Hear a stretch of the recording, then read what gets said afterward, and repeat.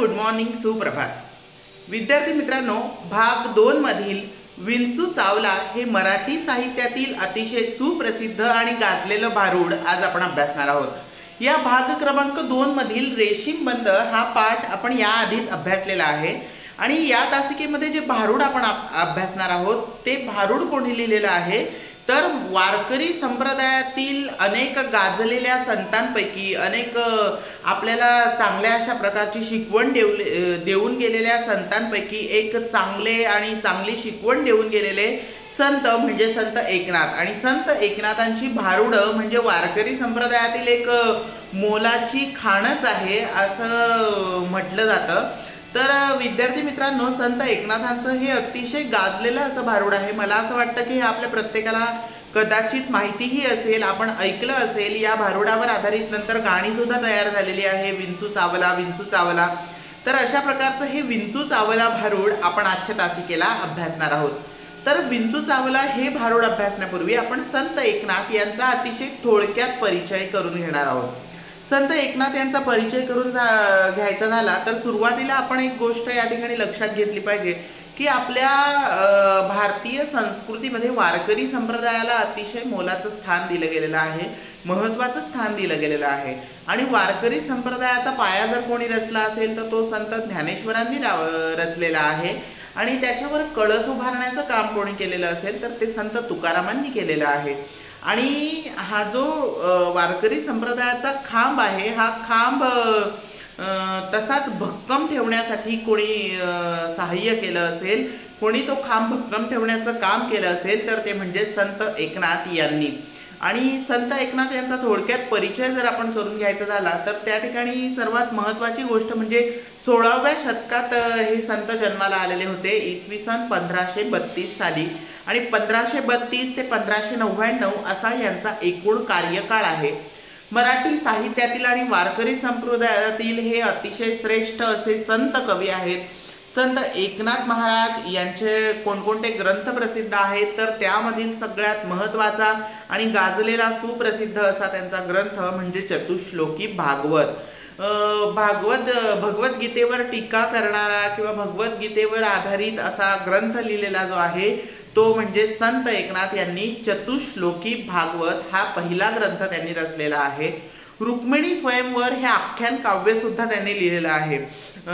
रुक्मिणी स्वयंवर हे आख्यान काव्य सुद्धा त्यांचं मराठी साहित्य विश्वात आणि वारकरी संप्रदायात अतिशय गाजलेला आहे। ज्ञानेश्वरी हा ग्रंथ जो ज्ञानेश्वरांनी लिहिलेला आहे त्या ज्ञानेश्वरी या ग्रंथाची पाठशुद्ध प्रत सुद्धा तयार करण्याचं काम कोणी केलेलं आहे तर संत एकनाथ यांनी केलेला आहे। संत एकनाथ यांचा थोडक्यात परिचय आपण बघत आहोत। यामध्ये वारकरी संप्रदायाचं तत्वज्ञान आणि आचार धर्म यांचा मानवतावादी भूमिकेतून सातत्यानं प्रसार करण्याचं काम सुद्धा संत एकनाथांनी केलेलं आहे।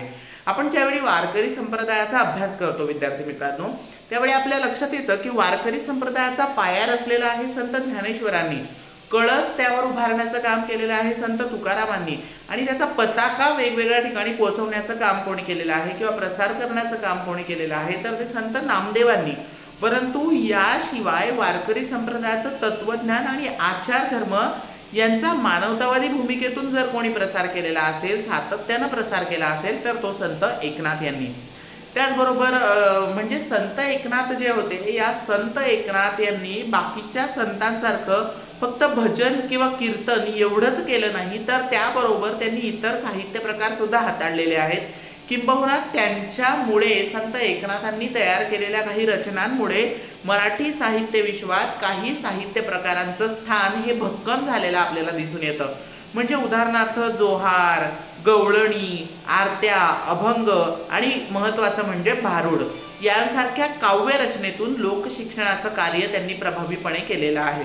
म्हणजे भजन असो, कीर्तन असो किंवा कोणतेही जे काव्याचे विविध प्रकार त्या ठिकाणी त्यावेळेस संतांनी हाताळलेले होते त्या प्रत्येकाचा एकच उद्देश होता तो म्हणजे समाजाचं प्रबोधन व्हावं, लोकांचं प्रबोधन व्हावं, लोकांना वेगवेगळ्या स्वरूपातून शिक्षण त्या ठिकाणी मिळावं, त्यांची करमणूकही व्हावी, मनोरंजनही व्हावं आणि त्याचबरोबर त्यांना चांगलं असं शिक्षण दिलं गेलं पाहिजे, त्या समाजाचं प्रबोधन झालं पाहिजे। या हेतूने संतांनी वेगवेगळ्या प्रमाणात लोकांपर्यंत शिकवण देण्याचा प्रयत्न केलेला आपल्याला दिसून येतो।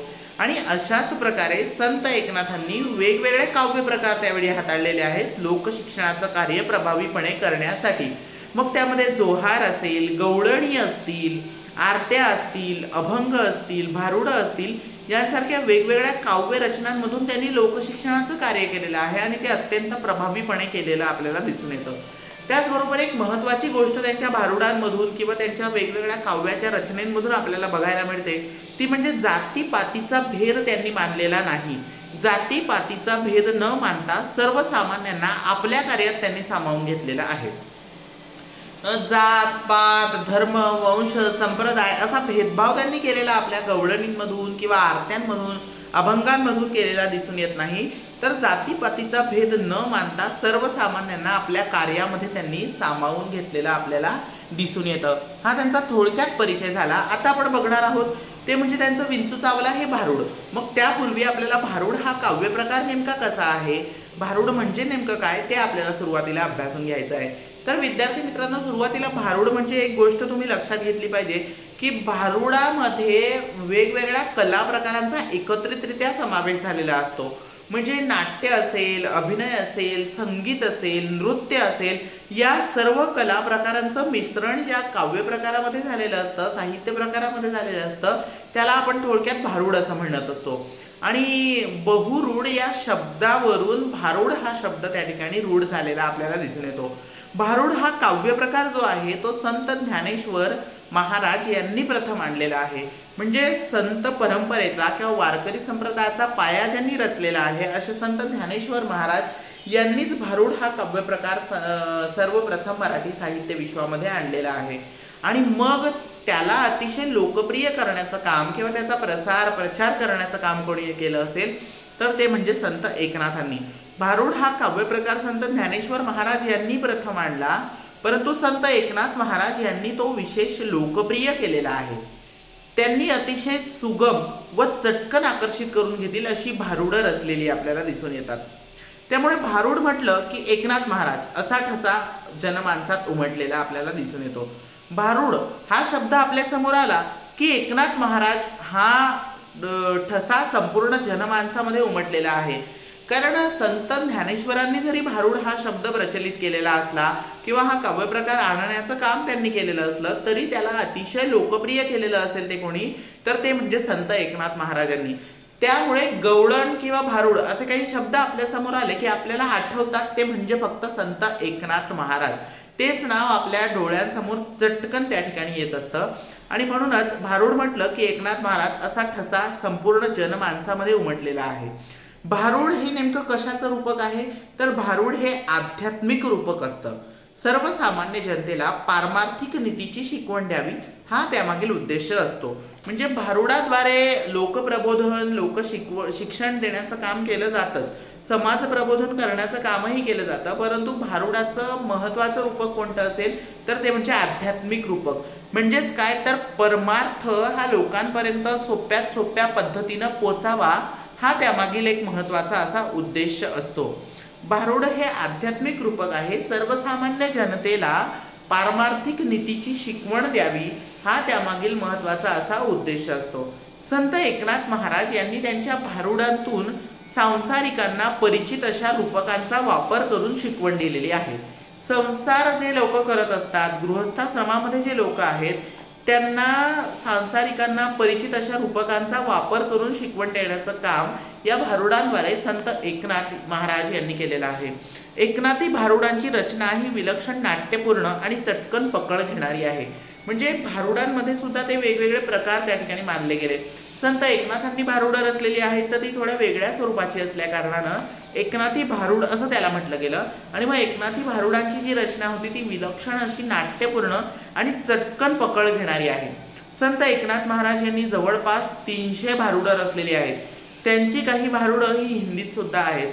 म्हणजे त्यांनी एक नाही, दोन नाही, तीन नाही तर 300 भारुडं त्यांनी या ठिकाणी मराठी साहित्य विश्वामध्ये प्रसिद्ध केलेली आहेत, त्यांची गाजलेली आहेत आणि त्यामध्ये काही भारुडं ही हिंदीत सुद्धा त्यांची आहेत। आणि त्यानंतर एक महत्त्वाची गोष्ट म्हणजे आपण आता बघणार आहोत ते विंचू चावला या भारुडाविषयी।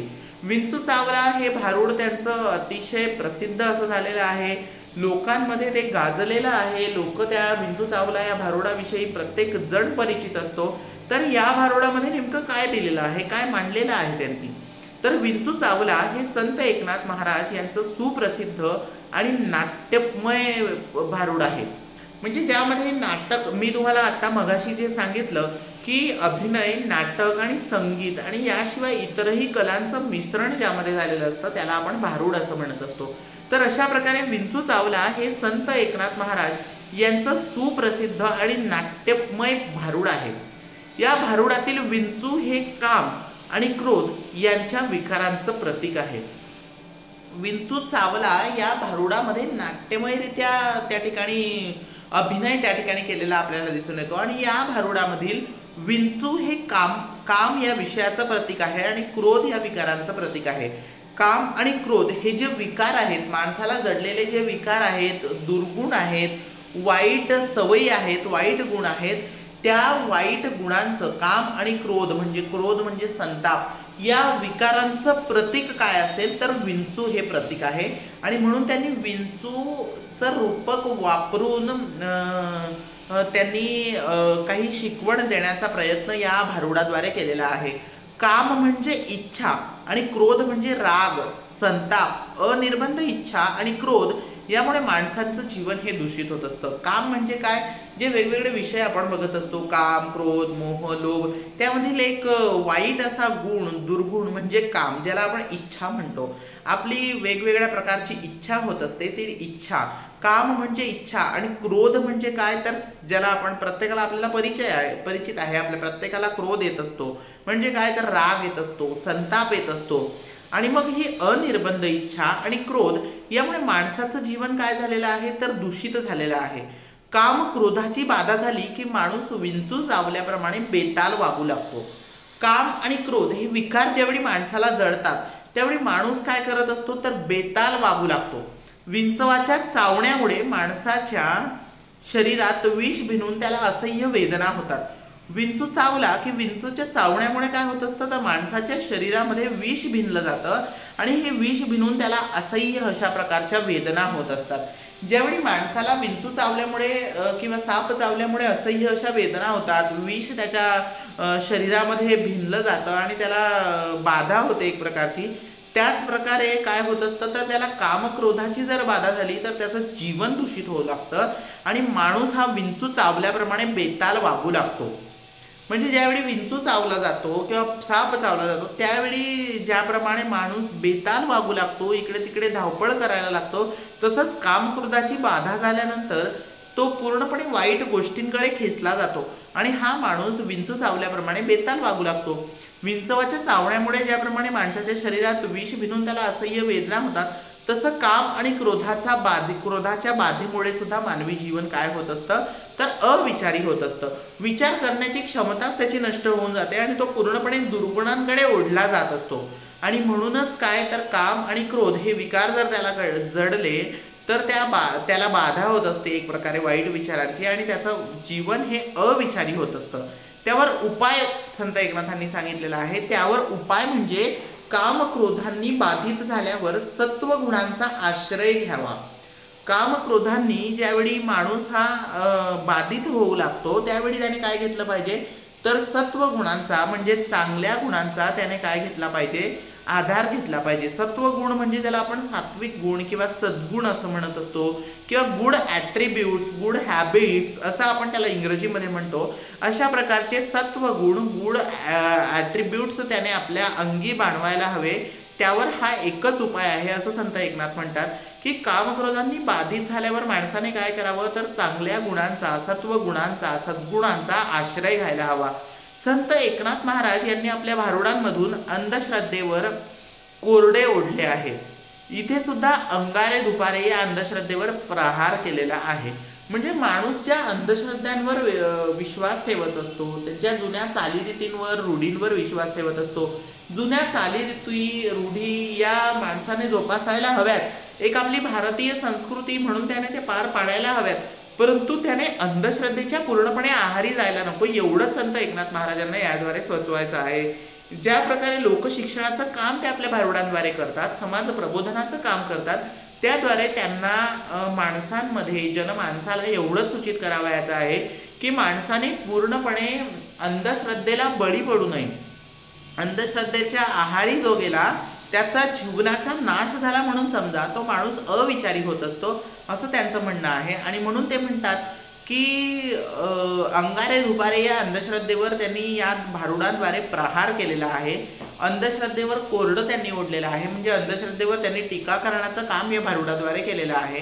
आणि ते म्हणतात अंगाराच लावायचा असेल तर तो सत्वगुणांचा लावा, म्हणजे सद्गुणांचा एक प्रकारे तुम्ही काय करा तर अंगीकार करा.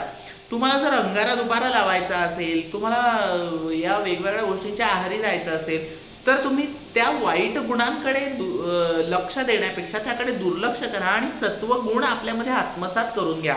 सद्गुणांचा तुम्ही अंगीकार करा, त्या सद्गुणांना आत्मसात करा, आपल्यामध्ये ते चांगले गुण भिनवून घ्या, रुजवून घ्या, असं त्यांचं या ठिकाणी आपल्याला सांगणं आहे. मग दुर्गुण जाऊन सद्गुणांचा विकास होईल आणि समाधान लाभेल, असा मोलाचा उपदेश संत एकनाथ महाराज यांनी या भारुडातून केलेला आहे. जर आपण चांगल्या गुणांना आत्मसात केलं, सद्गुण आपल्यामध्ये आपण भिनवले, रुजवले, तर काय होणार आहे, दुर्गुण आपल्यामधले जाऊन सद्गुणांचा विकास होणार आहे आणि समाधान आपल्याला लाभणार आहे. असा मोलाचा उपदेश संत एकनाथ महाराज यांनी या भारुडातून काय केलेला आहे तर आपल्याला एक शिकवण दिलेली आहे, एक प्रकारचा उपदेश केलेला आहे. या भारुडामधून त्यांना एवढंच सांगायचं आहे की आपल्यातले दुर्गुण, वाईट विचार, वाईट विषय हे आपण दूर सारायला हवेत आणि सत्वगुण म्हणजे चांगले गुण, सद्गुण आपण अंगीकारायला हवेत, आत्मसात करायला हवेत. आणि अंधश्रद्धेच्या आहारी आपण न जाताना काय करायला हवेत तर त्या सद्गुणांचा अंगीकार तरी आपण करायला हवा. असा मोलाचा उपदेश, मोलाचा सल्ला, मोलाची शिकवण त्यांनी आपल्या या विंचू चावला या भारुडामधून आपल्याला देण्याचं काम केलेलं आहे. लोकशिक्षणाचं, समाज प्रबोधनाचं काम ते आपल्या भारुडांद्वारे करत असतात. आणि या विंचू चावला या भारुडाद्वारे सुद्धा त्यांनी लोकशिक्षणाचं काम आणि चांगली शिकवण देण्याचं काम, अतिशय मोलाचा असा उपदेश करण्याचं काम विंचू चावला या त्यांच्या भारुडामधून त्यांनी केलेलं आपल्याला दिसून येतं. तर विद्यार्थी मित्रांनो, या ठिकाणी आपण विंचू चावला या भारुडाचे जे लेखक आहेत, ज्यांनी हे भारुड रचलेलं आहे, असे संत एकनाथ महाराज यांचा परिचय आपण थोडक्यात करून घेतलेला आहे. आणि यानंतर आपण बघणार आहोत विंचू चावला हे जे भारुड आपल्याला दिलेलं आहे, या विंचू चावला या भारुडाचं एकदा वाचन आपण या ठिकाणी करणार आहोत. या काव्याचं, या भारुडाचं वाचन करूयात. आणि यानंतर या भारुडाचं वाचन केल्यानंतर आपण या कवितेचा, या भारुडाचा भावार्थ या ठिकाणी बघणार आहोत, आशय बघणार आहोत. तर विद्यार्थी मित्रांनो, या ठिकाणी बघा तुम्हाला एक चित्र दिसत आहे. या चित्रामध्ये एक संत त्या ठिकाणी भारुड गात आहे, म्हणजे ते नाट्यमयरित्या अभिनय करताना सुद्धा आपल्याला दिसत आहेत आणि अभिनय करत आहेत. मागे ढोलकी वाजवली जात आहेत, काही स्त्रिया, काही पुरुष, मागे टाळकरी मंडळी सुद्धा आहेत, ते झांज वाजवत आहेत. त्या ठिकाणी काही महिला आणि पुरुष टाळ्या वाजवत आहेत. अशा प्रकारे जी कीर्तनाच्या वेळी जसं म्हणजे एक स्वरूप त्या ठिकाणी असतं, त्याच प्रकारचं एक माहोल या ठिकाणी तयार झालेला आहे. आणि अशा प्रकारे एक संत हे आपल्या भारुडाद्वारे स्वतः नृत्य करत आहेत, स्वतः गात आहेत आणि एक शिकवण देण्याचं काम करत आहेत. तर अशा प्रकारे प्रत्येक भारुड हे रचलं जात होतं. संत एकनाथ महाराजांनी एकूण 300 भारुडं रचली, त्यामध्ये काही हिंदी भारुडं सुद्धा त्यांची होती. आणि या भारुडांद्वारे त्यांनी लोकशिक्षणाचं आणि समाज प्रबोधनाचं काम केलेलं आपल्याला दिसून येतं. तर विद्यार्थी मित्रांनो, आता आपण सुरुवातीला काय करणार आहोत तर विंचू चावला हे संपूर्ण भारुड आपण सुरुवातीला त्याचं वाचन करणार आहोत आणि नंतर आपण त्याचा भावार्थ बघणार आहोत. तर सुरुवातीला आपण हे भारुड बघूया. संत एकनाथ महाराज आपल्या भारुडातून सांगतात, विंचू चावला रुचिक चावला, काम क्रोध विंचू चावला, तम घाम अंगासी आला. विंचू चावला रुचिक चावला, काम क्रोध विंचू चावला, तम घाम अंगासी आला. पंच प्राण व्याकुळ झाला, त्याने माझा प्राण चालिला. पंच प्राण व्याकुळ झाला, त्याने माझा प्राण चालिला. सर्वांगाचा दाह झाला, विंचू चावला रुचिक चावला, तम घाम अंगासी आला. मनुष्य इंगडी अति दारुण, मज नांगा मारिला त्याने. मनुष्य इंगडी अति दारुण, मज नांगा मारिला तिने. सर्वांगी वेदना जाण त्या इंगडीची, विंचू चावला रुचिक चावला काम क्रोध विंचू चावला तम घाम अंगासी आला। त्यानंतर पुढे संत एकनाथ महाराज म्हणतात, ह्या विंचवाला उतारा तमो गुण मागे सारा। ह्या विंचवाला उतारा तमो गुण मागे सारा। सत्व गुण लावा अंगारा विंचू इंगडी उतरे झरझरा। सत्व गुण लावा अंगारा विंचू इंगडी उतरे झरझरा। विंचू चावला रुचिक चावला काम क्रोध विंचू चावला तम घाम अंगासी आला। सत्व उतारा देऊन अवघा सारीला तमोगुण। सत्व उतारा देऊन अवघा सारीला तमोगुण। किंचित राहिली फुणफुण शांत केली जनार्दने। विंचू चावला रुचिक चावला काम क्रोध विंचू चावला तम घाम अंगासी आला। तम घाम अंगासी आला। श्री सकल संत गाथा खंड दुसरा, संपादक प्राध्यापक डॉक्टर रा गोसावी यांच्या श्री सकल संत गाथातल्या खंड दुसऱ्यामधून हे भारूड या ठिकाणी घेतलेलं आहे। तर विद्यार्थी मित्रांनो, या भारुडाचं वाचन सुद्धा आपण केलेलं आहे आणि संत एकनाथांचा परिचय सुद्धा करून घेतलेला आहे। आपण आता ही भारूड आणि या भारुडाच्या एक एक काव्याचा भावार्थ या ठिकाणी समजून घेणार आहोत, आशय त्याचा समजून घेणार आहोत। तर त्याकडे तुम्ही प्रत्येकाने लक्ष देणं हे गरजेचं आहे विद्यार्थी मित्रांनो। हे भारूड तुम्ही आता समजून घ्यायला हवं। तर आता या भारुडाचा भावार्थ आपण बघूया। संत एकनाथ महाराज म्हणतात, विंचू चावला रुचिक चावला काम क्रोध विंचू चावला तम घाम अंगासी आला। विंचू चावला रुचिक चावला काम क्रोध विंचू चावला तम घाम अंगासी आला। तर विद्यार्थी मित्रांनो, विंचू चावला रुचिक चावला असं या ठिकाणी यांनी म्हटलेलं आहे। रुचिक या शब्दाचा सुद्धा अर्थ काय आहे तर विंचू असाच त्याचा अर्थ आहे। विंचू ह्या शब्दाला पर्यायी शब्द म्हणजे रुचिक हा शब्द आपण प्रत्येकाने या ठिकाणी लक्षात घ्यायचा आहे, आपल्या वहीमध्ये लिहून घ्यायचा आहे। विंचू म्हणजेच रुचिक आणि ज्याला आपण इंग्लिशमध्ये काय म्हणतो तर स्कॉर्पियन असं आपण त्याला म्हणत असतो। तर विंचू या शब्दाचा समानार्थी शब्द आहे रुचिक आणि त्यालाच आपण इंग्रजीमध्ये म्हणत असतो स्कॉर्पियन।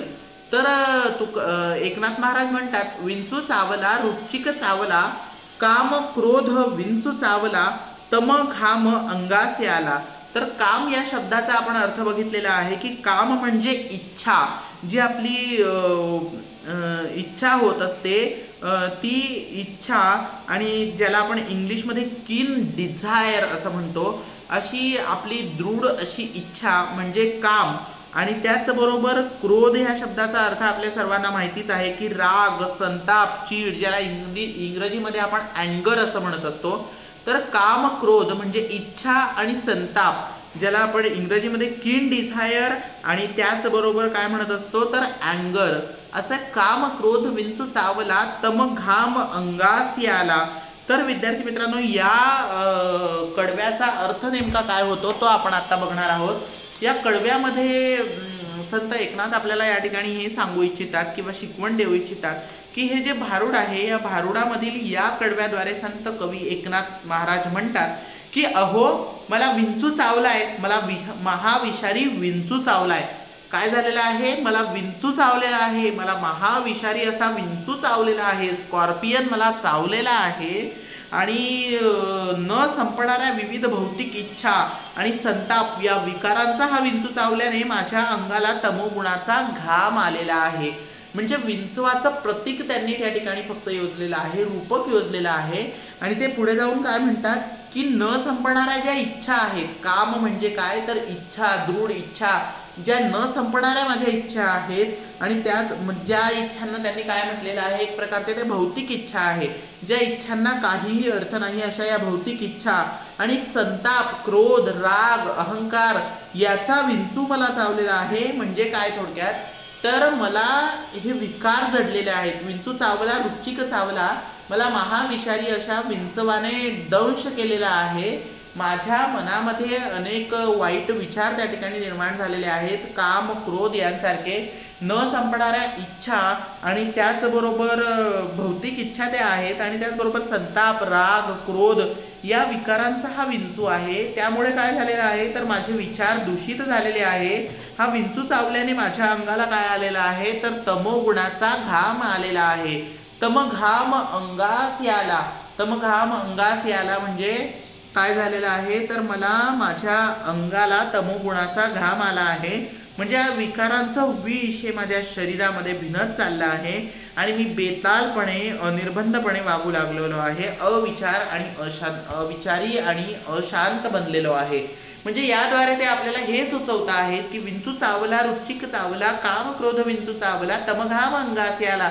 ज्याप्रमाणे विंचू चावल्यावर माणूस तळफडायला लागतो, त्याला असं वाटायला लागतं की आपण आपलं या जगामध्ये अस्तित्वच टिकून राहिलेलं नाही, त्या प्रकारे तो इतकी तळफळ करत असतो। तशाच प्रकारची अवस्था माझी झालेली आहे, कारण मला वाईट गुण माझ्यामध्ये आपोआप अंगीकारले गेलेले आहेत, माझ्यामध्ये त्यांची निर्मिती झालेली आहे आणि हे वाईट गुण व दुर्गुण माझ्यामध्ये भिनलेले असल्यामुळे मला न संपणाऱ्या इच्छा आणि क्रोध, राग, संताप हे माझ्यामध्ये आपोआप निर्माण झालेले आहेत आणि त्यामुळे काय झालेलं आहे मला तमोगुणाचा घाम आलेला आहे। म्हणजे या वाईट विचारांचं विष हे माझ्या अंगामध्ये भिनलेलं असल्यामुळे मी अतिशय बेतालपणे वागू लागलेलो आहे, अनिर्बंधपणे वागू लागलेलो आहे आणि त्याच्यामुळे काय झालेलं आहे मी अविचारी झालेलो आहे, अशांत झालेलो आहे। अशा प्रकारचं माझं रूप आज या ठिकाणी झालेलं आहे आणि त्यामुळे माझ्यामध्ये मला पूर्णपणे दुर्गुण दिसत आहे, त्यामुळे मी अस्वस्थ झालेलो आहे असं या ठिकाणी संत एकनाथ महाराज म्हणतात। पुढे संत एकनाथ महाराज म्हणतात, पंच प्राण व्याकुळ झाला त्याने माझा प्राण चालिला, सर्वांगाचा दाह झाला। पंच प्राण व्याकुळ झाला त्याने माझा प्राण चालिला, सर्वांगाचा दाह झाला। ते म्हणतात की या विषाने काय झालेलं आहे, या विषाने माझे पंचप्राण, पंचप्राण म्हणजे थोडक्यात काय तर माझा जीव जो काही आहे, आणि पंचप्राण म्हणजेच काय तर शरीरात आढळणारे जे 5 वायू आहेत। पंचप्राण म्हणजे शरीरामध्ये आढळणारे 5 वायू, येथे अर्थ काय घेतलेला आहे त्यांनी की माझा प्राण, म्हणजे या ठिकाणी त्यांनी काय अर्थ घेतलेला आहे माय साऊल, माझा प्राण, माझा आत्मा, असा त्यांनी पंचप्राण या शब्दाचा या ठिकाणी अर्थ घेतलेला आहे। परंतु जे पंचप्राण आहेत ते म्हणजे पृथ्वी, आप, तेज, वायू, जल यासारखे जे पंचप्राण आहेत माझ्यामध्ये असलेले ते पंचप्राण, शरीरात आढळणारे हे 5 वायू, आणि या ठिकाणी त्यांनी अर्थ घेतलेला आहे की माझा प्राण म्हणजे माय साऊल पंचप्राण व्याकुळ झालेला आहे। काय झालेला आहे तर तो पूर्णपणे व्याकुळ झालेला आहे, दुःखी कष्टी झालेला आहे। त्याने माझा प्राण चालिला, सर्वांगाचा काय झालेला आहे तर सर्वांगाचा दाह त्या ठिकाणी झालेला आहे।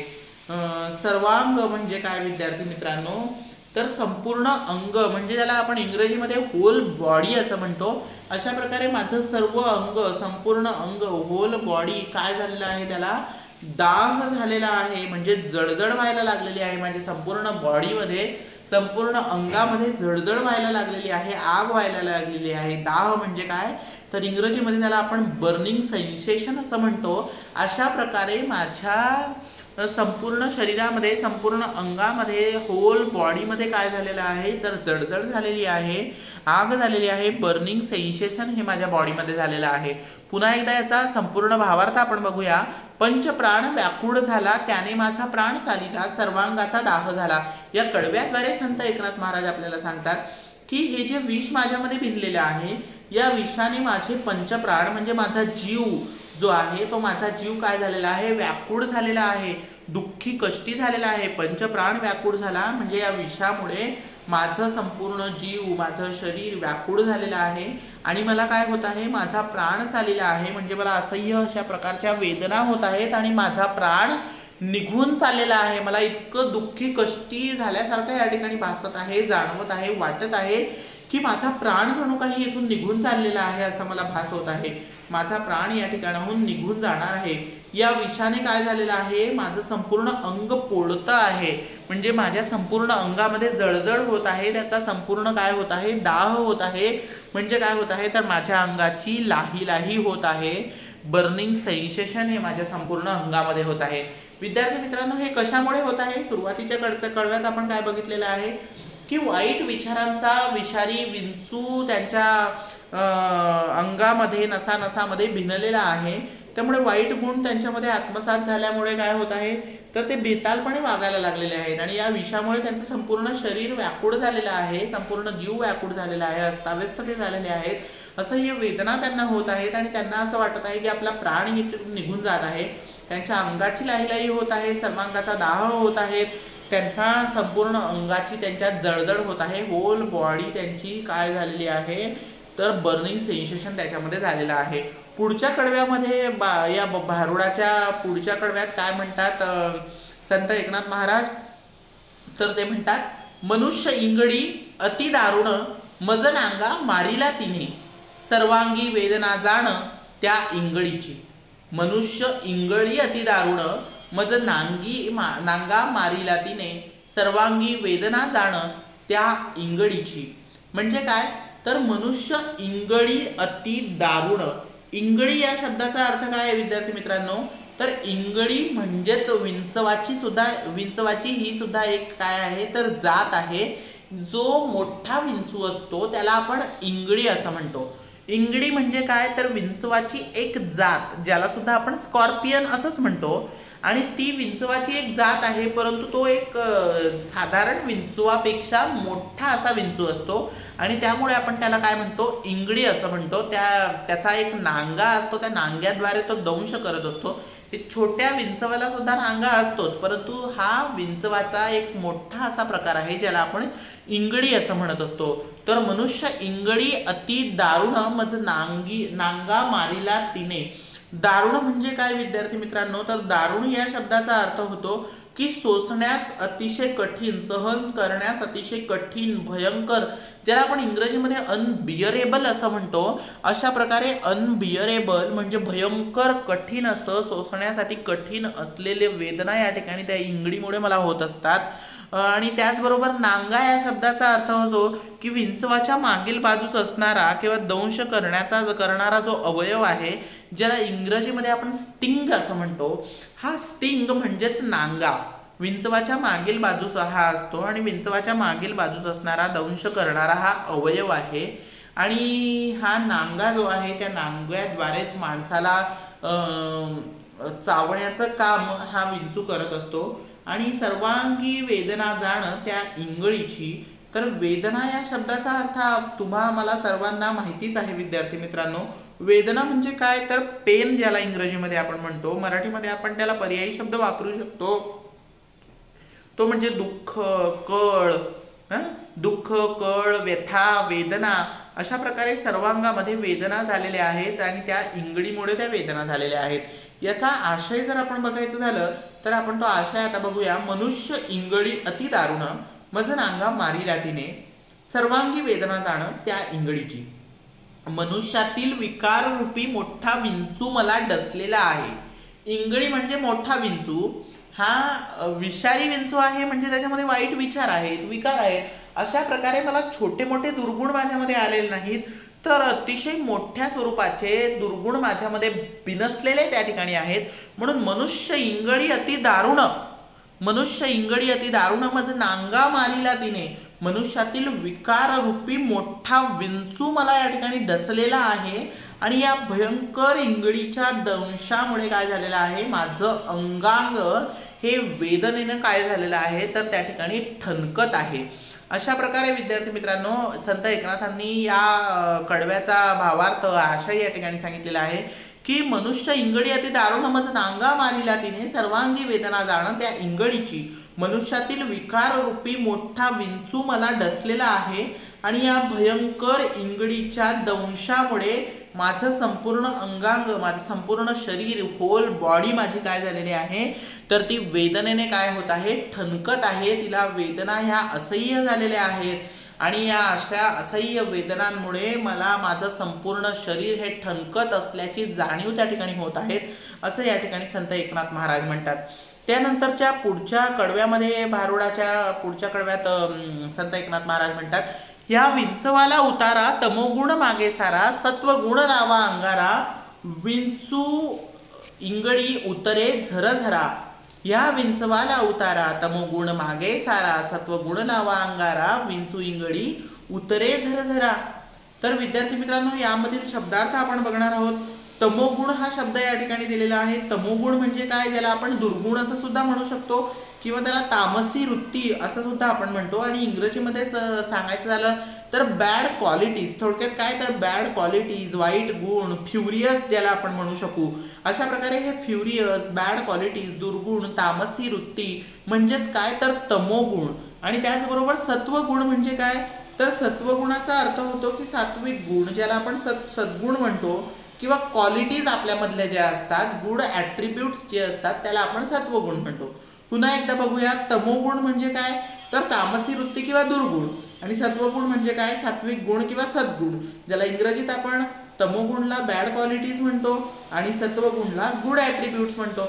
तर विद्यार्थी मित्रांनो, अशा प्रकारे हे शब्दार्थ त्याच झाले. त्याचबरोबर अंगारा, अंगारा या शब्दाचा अर्थ तुम्हाला मला सर्वांना माहितीच असतो, ज्याला आपण राख म्हणतो, उदी म्हणतो, किंवा ज्याला इंग्रजीमध्ये आपण ॲश असं म्हणत असतो, ASH, ॲश, ॲश, राख, उदी.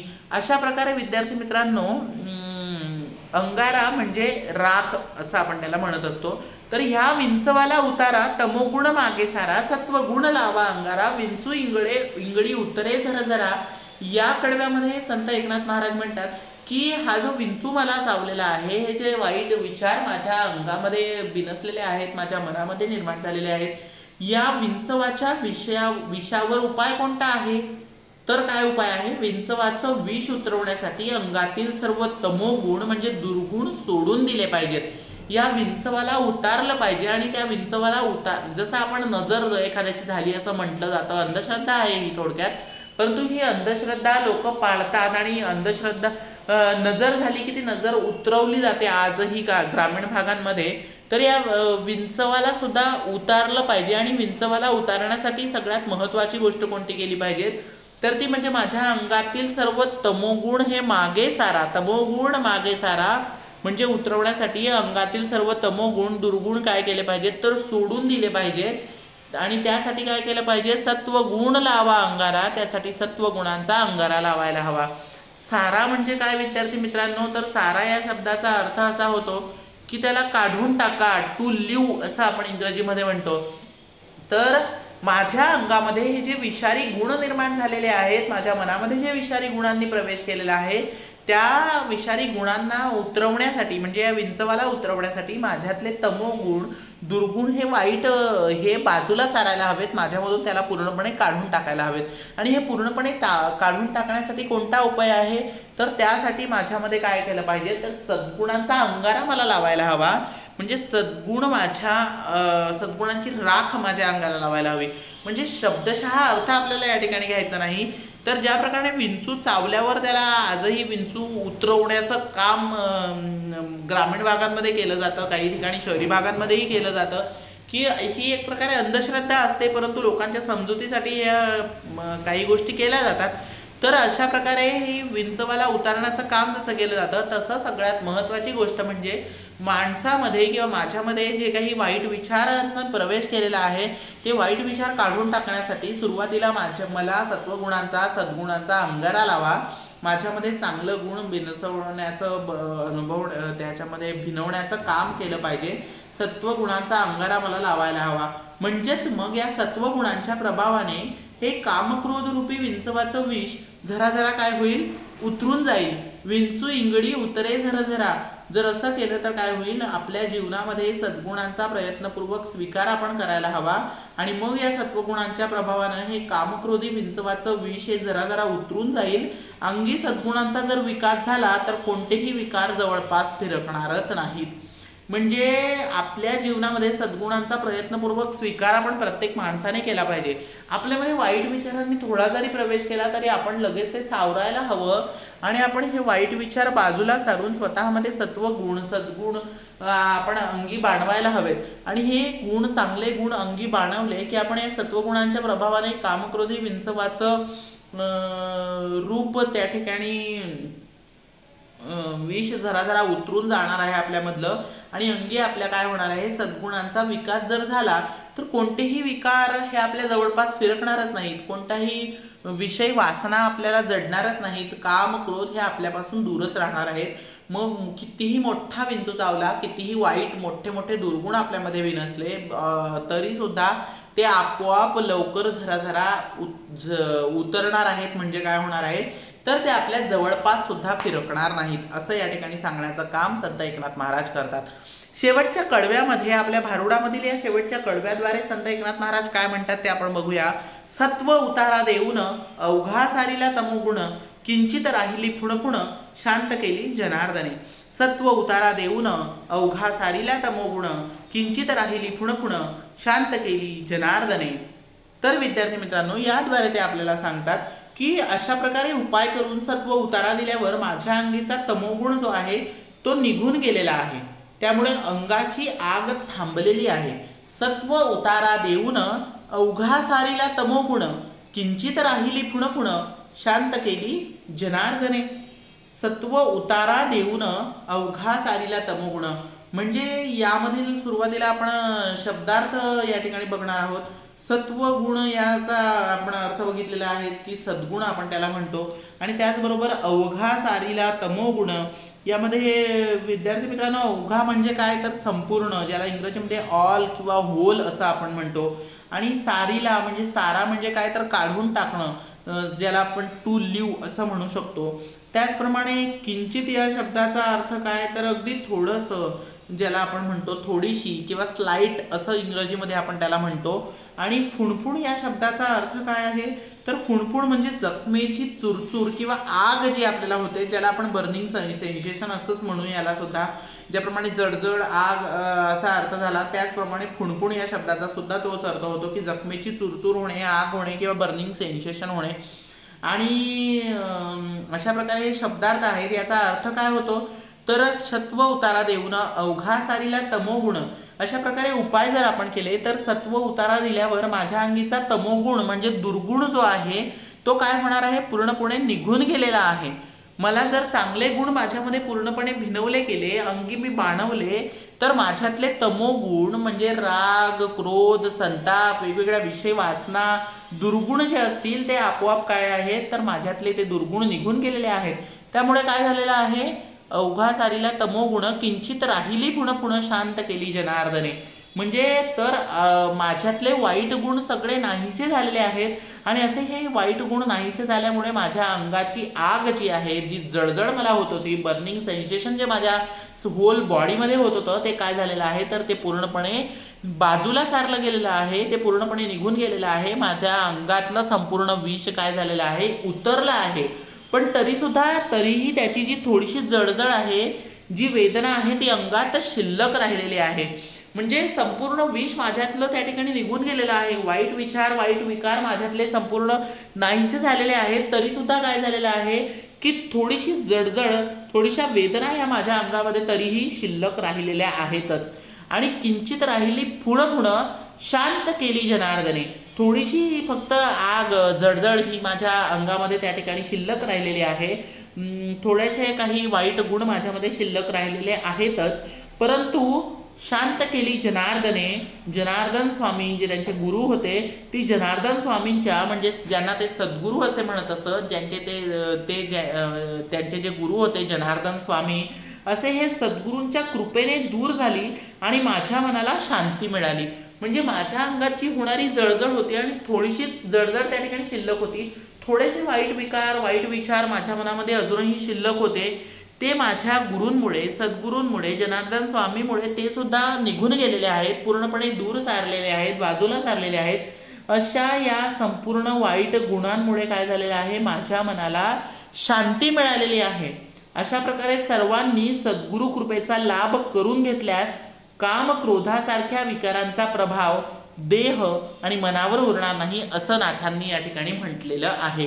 म्हणजे अशा प्रकारे जर प्रत्येकामधले वाईट विचार नाहीसे झालेत, प्रत्येकाला डसलेला हा विंचूरूपी जो वाईट विचार असतो, वाईट विकार असतो, हा जर प्रत्येकातला नाहीसा झाला, प्रत्येकाने चांगले गुण आत्मसात करण्याचा प्रयत्न केला, सद्गुण प्रत्येकाने आपल्या अंगी बाणवायचा प्रयत्न केला, तर सर्वांनी सद्गुरू कृपेचा लाभ करून जर घेतला, तर काम, क्रोधासारखे जे विकार आहेत, महाविकार आहेत, जे मोठे मोठे विषारी विंचू आपण ज्याला म्हटलेलं आहे, असे मोठे मोठे वाईट विचार विकार हे याचा प्रभाव हा आपल्या देहावर तर पडणार नाहीच, परंतु आपल्या मनावर सुद्धा पडणार नाही, उरणार नाही, असं या ठिकाणी कोणी म्हटलेलं आहे, तर नाथांनी म्हटलेलं आहे. आणि त्यामुळे संत एकनाथांनी आपल्याला याद्वारे एवढंच सांगू इच्छितात, ते आपल्याला हीच शिकवण देऊ इच्छितात की आपल्या प्रत्येकातले वाईट गुण जे आहेत ते वाईट गुण आपण बाजूला सारायला हवेत आणि सद्गुणांचा अंतर्भाव आपण आपल्या मनामध्ये करायला हवा. सद्गुण आपण आत्मसात करायला हवे. जर आपण प्रत्येकाने सद्गुण आत्मसात केले, चांगले गुण आत्मसात केले, good habits, good qualities, good attributes आपण आपल्यामध्ये आत्मसात करवायचा प्रयत्न केला तर नक्कीच आपल्यातील तमोगुण, वाईट विकार हे पूर्णपणे त्या ठिकाणी नाहीसे होणार आहेत. आणि विंचू रूपी हे रूपक त्यांनी त्या ठिकाणी योजलेलं आहे. त्यांनी यामध्ये म्हणजे भारुडामध्ये विंचू हे काम आणि क्रोधाचं विकारांचं प्रतीक त्यांनी या ठिकाणी मानलेलं आहे. आणि या ठिकाणाहून त्यांनी एवढंच सांगितलेलं आहे की अशा भयंकर दंशावर ज्यावेळी मोठ्या सापाचं इंगडी त्या मोठ्या विंचवाचा आपल्याला दंश होतो, इंगडीचं त्यांनी या ठिकाणी आपल्याला वर्णन या ठिकाणी केलेलं आहे. अशा भयंकर दंशावर तांत्रिक मांत्रिकाचे उपाय करण्यापेक्षा या विकारांना ताब्यात ठेवून सत्वगुणांचा स्वीकार आपण केला पाहिजे. एवढंच संत एकनाथ या ठिकाणी सांगू इच्छितात की अंधश्रद्धा वगैरे यासारख्या गोष्टी आपण बाजूला सारायला हव्यात आणि आपण हे वाईट विचार दूर करण्यासाठी अंधश्रद्धेच्या आहारी न जाताना आपण आपल्यातले वाईट विचार बाजूला सारा आणि चांगले गुण आत्मसात करा. आपोआप आपल्या सर्व गोष्टी या ठिकाणी वाईट विचार दूर होणार आहेत. इथे ते अंधश्रद्धेवर टीका सुद्धा करण्याचं काम करतात. ते म्हणतात की अंगाराच लावायचा असेल तर तो सत्वगुणांचा लावा, चांगल्या गुणांचा अंगारा आपण लावला पाहिजे. म्हणजे सद्गुणांचा आपल्या जीवनामध्ये प्रयत्नपूर्वक आपण प्रत्येकाने काय केला पाहिजे तर स्वीकार केला पाहिजे. वाईट विचार आपल्यामधून पूर्णपणे नाहीसे करण्यासाठी आपणच स्वतः प्रयत्न केला पाहिजेत. आणि हे नाहीसे करण्यासाठी सुरुवातीला आपण चांगले गुण या ठिकाणी आत्मसात करणं हे अत्यंत आवश्यक आहे. आणि जर असं झालं, आपल्यातले दुर्गुण निघून गेलेत आणि फक्त चांगले विचार आपल्यामध्ये शिल्लक झाले राहिलेत, तर आपल्या माणसाचं जीवन हे कसं होणार आहे, आनंदी, सुखी आणि समाधानी होणार आहे. प्रत्येकजण आपल्या आयुष्यामध्ये हॅप्पी होणार आहे, आनंदी होणार आहे, असा संदेश ते या आपल्या भारुडाद्वारे, या रचनेद्वारे, या काव्य प्रकाराद्वारे देऊ इच्छितात. आणि एवढीच शिकवण विद्यार्थी मित्रांनो आपण प्रत्येकाने सुद्धा या तासिकेद्वारे घ्यावयाची आहे. मला असं वाटतं प्रत्येकाला हे भारुड लक्षात आलेलं असेलच. श्री सकल संत गाथा खंड दुसरा आणि ज्याचे संपादक आहेत प्राध्यापक डॉक्टर रा गोसावी यांच्या या श्री सकल संत गाथेमधून विंचू चावला हे भारुड घेतलेलं आहे. आणि अतिशय चांगला विचार या भारुडामधून मांडण्याचा प्रयत्न संत एकनाथ महाराज यांनी केलेला आहे. तर विद्यार्थी मित्रांनो पुन्हा एकदा फक्त हे भारुडचं वाचन आपण एकदा करूया, म्हणजे तुम्हाला पुन्हा एकदा प्रत्येक कडव्याचा अर्थ या ठिकाणी स्पष्ट होणार आहे. संत एकनाथ महाराज म्हणतात, विंचू चावला रुचिक चावला, काम क्रोध विंचू चावला, तमघाम अंगास याला, पंचप्राण व्याकुळ झाला, त्याने माझा प्राण चालिला, सर्वांगाचा दाह झाला, विंचू चावला रुचिक चावला. मनुष्य इंगडी अति दारुण, मज नांगा मारिला तिने, सर्वांगी वेदना जाण, त्या इंगडीची विंचू चावला रुचिक चावला. ह्या विंचवाला उतारा, तमो गुण मागे सारा, सत्व गुण लावा अंगारा, विंचू इंगडी उतरे झरखरा, विंचू चावला रुचिक चावला. सत्व उतारा देऊन अवघा सारीला तमो गुण, किंचित राहिली पुण शांत केली जनार्दने, विंचू चावला रुचिक चावला, काम क्रोध विंचू चावला, तमघाम अंगास याला, तमघाम अंगास याला. तर विद्यार्थी मित्रांनो हे भारुड पुन्हा एकदा आपण हे ऑनलाईन तासिका सुद्धा व्यवस्थित ऐका, पुन्हा एकदा वाचा, त्याचा भावार्थ समजून घ्या, याखालील स्वाध्याय सोडवा, कृतीपत्रिका सोडवा आणि आपल्याला प्रत्येक पाठाखालील जो काही स्वाध्याय दिला जातो तो प्रत्येकाने आपल्या वहीमध्ये पूर्ण करणं हे अत्यावश्यक आहे. आपली ज्यावेळी बोर्डाची तोंडी परीक्षा घेतली जाणार आहे त्यावेळी आपली वही सुद्धा तपासली जाणार आहे आणि अंतर्गत गुणांसाठी ती सुद्धा आपल्याला पूर्ण करावी लागणारच आहे. आणि म्हणून आपल्या प्रत्येक पाठाखालील स्वाध्याय आपण पूर्ण करणे, कृतीपत्रिका सोडवणे हे अति आवश्यक आहे. तर धन्यवाद विद्यार्थी मित्रांनो, थँक्यू व्हेरी मच.